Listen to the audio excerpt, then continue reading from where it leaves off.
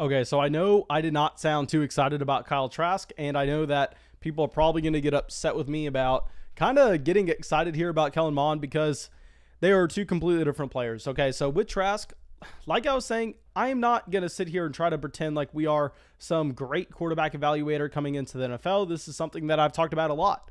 These people who have Dynasty Fantasy Football podcast who think that they can evaluate quarterback talent and how it will translate coming into the NFL, they are just completely fooling themselves because teams pour so many resources by going through and actually getting to talk to these guys as well, getting to see how they run an NFL offense rather than just getting to watch all 22 tape on them. It's two completely different things. So I'm not going to sit here and try to act like I am some great quarterback expert and say that a guy like Kellen Mond is a much better quarterback than Kyle Trask, because that simply is not my right to say. But what we can say is we can go, okay, so what are we looking for with these quarterbacks? We're looking for a draft capital, which will indicate their ability to actually go out there and possibly start some games, which Kellen Mond sadly does not really have, getting drafted at the very top of the third round. You look at his historical hit rates, and no, Kellen Mond is most likely never going to get to start at the NFL level. And I know it sucks to say it. I know that during the NFL draft, everybody thinks that every player drafted is going to get their shot. Everybody thinks that every player drafted is going to make an impact. But no, that's not the case. We have to understand the actual hit rates, but we have to go, okay, so let's look at a late second and an early third round quarterback, figure out exactly what the chances are that they are going to start. And if they do start, are we going to actually be able to use them in fantasy football? And in the case of Kellen Mond, yes, you are going to get to use him in that he has that rushing upside. That is what we are looking for. So no, this is not going to be making him a second round rookie pick all of a sudden. No, he is not going to be jumping up over some wide receivers that are exciting like an Elijah Moore. No, that's not happening at all.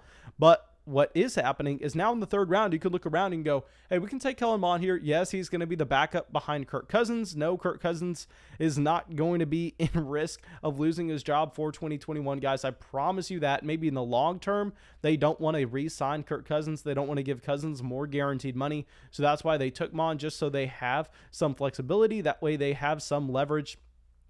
But Kirk Cousins is still going to start. I want everybody to know that. Yet we can sit here and go, okay, what happens if next offseason they don't want to continue paying Kirk Cousins? They want to move on. And then they go, okay, it's going to be hard for us to go and get a quarterback just because the Vikings are a good football team. They're not going to be at the top of the NFL draft despite whatever play you have from Kirk Cousins. So maybe then Kellen Mond gets his start to just see if he can run the offense for a couple of games. During that stretch, you're probably going to be able to start him in Superflex leagues because he has that rushing upside. It's not quite the same as a Jalen Hurts or Trey Lance. He's not up there in that tier. He's a little bit more like the Justin Fields with his actual rushing upside. So that is something that we're looking for. So if he does get his chance to start, you can actually start him in fantasy. And also, what happens if he's a backup quarterback and then the starter ahead of him and Kirk Cousins gets hurt? What happens if Kirk Cousins tears his ACL in week 2?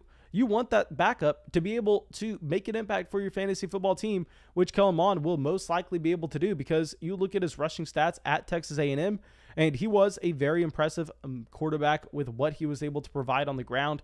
So I will say that, no, you're not going to be expecting him to start in Minnesota unless Kirk Cousins leaves, and then this team can't find an answer at the quarterback position in a timely manner, or Kirk Cousins gets injured. But when you are drafting these guys like a Kyle Trask and a Kellen Mond, what you are doing is you are looking for someone that would potentially have upside if they do indeed get to start. This is why we were drafting Jalen Hurts everywhere last offseason, because we were looking at Jalen Hurts and going, yeah, we don't know for sure if he's ever going to get a shot to start in Philadelphia, but if he does, we know we're throwing him in our lineup right away. We know that he has the rushing production. We know that we should expect a bare minimum of fantasy points based on that production. So Jalen Hurts, we can draft him with confidence, because at the very least, he's going to be sitting on our bench. We're not going to have to go there, okay, do I start him? Do I start him? Do I start him? No, because if he's playing, you start him. If he is sitting, you bench him. It's that easy.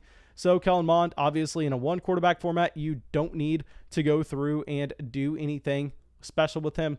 But in a Superflex league, there, I think that you can actually draft him in the third round, a guy that we are going to be interested in. Okay, So now Patch says, got to make the same video a third time now for Mills. With Davis Mills, I'm not going to lie, I don't know a ton about him.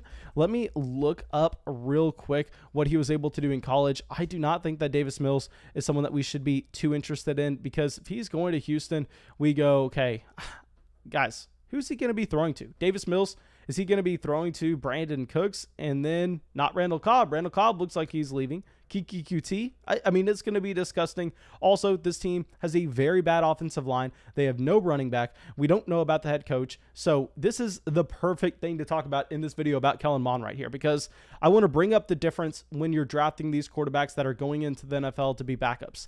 The difference between Kellen and Davis is Kellen, if he's starting, you start him in fantasy.